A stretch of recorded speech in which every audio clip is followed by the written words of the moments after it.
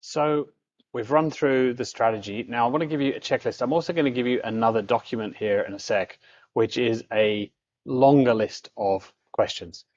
But quick checklist first, just to sort of cement in the points that we've been through, starting with how much traffic do we have to work with? Because that's going to determine the rest of our strategy. Consider ignoring the not interested group of people. That might be people that bounce straight off. It might be people that only viewed one page per session. It might be people that spent less than 5 seconds on our site.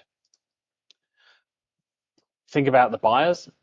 Know how many, certainly, but also how do buyers behave? Are they likely to come back to our site? Should we think about remarketing to those buyers? If so, after what sort of time since they last bought? Should we go back and show ads to them 7 days later and try and cross-sell them something else? Or should we wait a couple of months before we show that group of people an ad again? And that leaves the interested group between our not interested and our buyers, and roughly how many of those do we have per month to play with, which guides again the rest of the strategy. Now, how are we going to segment those interested people? What sort of behaviors can we think about? And what sort of time frames might we think about? So if we know how many interested people there are in a month and we end up at 50,000, then we can start to think, oh, okay, yep, chopping this into weeks, maybe even a little bit less. Maybe we could get away with a 0 to 4 day segment if we've got 50,000 interested people a month. But if we've only got 5,000 interested people a month, then we're not going to get very cute with that at all. We might go, okay, yep, 2 weeks and then the rest. You need to know that number because that determines everything else. Think about other behaviors. We'll talk about Google Analytics options in a little bit. But essentially, that's generally going to be how far down the funnel did they get. Now, there's a bunch of other, and these come from GA, which we haven't discussed yet, but I'll cover in a later video. But things like, are they a new or returning visitor? What device are they on? You don't need to build separate lists for those. That's going to be part of your campaign targeting, but it's good to understand those numbers.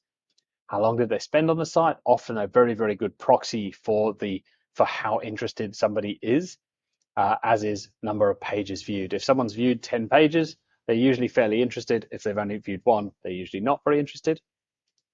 I'll often look at location. You might choose to bid those differently. It's rare that I'll build separate lists by location, but what I might find for an e-com site, say in Australia, I might find that I've got 10% of my site traffic coming from the US, but the conversion rate for those is 0.04%.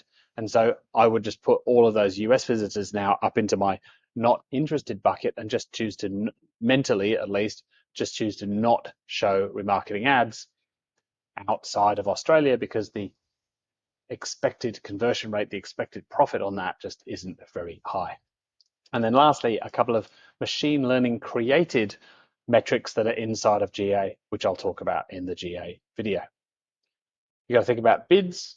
We're going to start high. We're going to test a variety of different images. The worst thing you can do is just have one ad that then people notice it's following them around the whole time. I used to talk about this. I'd say follow people the way the FBI follows people, not the way the creepy guy at the end of the road follows people. When the creepy guy at the end of the road follows you, you know you're being followed because it's one person and they're always walking around behind you, and that's weird and that's creepy, and don't do that. If the FBI has ever followed you, they used 10 different people in a helicopter and you didn't know you were being followed. It's the same with ads. If you have a wide variety of ads, then people aren't immediately noticing the fact that all of those ads are from you, from the same business, and it's much more likely to be effective and a lot less likely to be weird and creepy. And also, obviously, think about how else you can use those audiences once you've tipped in the work. I'm also going to give you a link here to the remarketing grid, the original article I wrote, which is on the Digital Marketer blog. Have a look at Justin Brooks' excellent book, Retargeting Recipes, which you can find in all sorts of places around the web.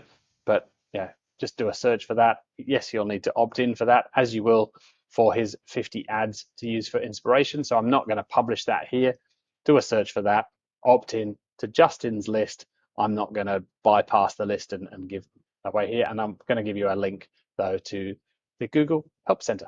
So in the next video, we'll talk about Google Analytics reports and how you can use those to improve your remarketing strategy even further.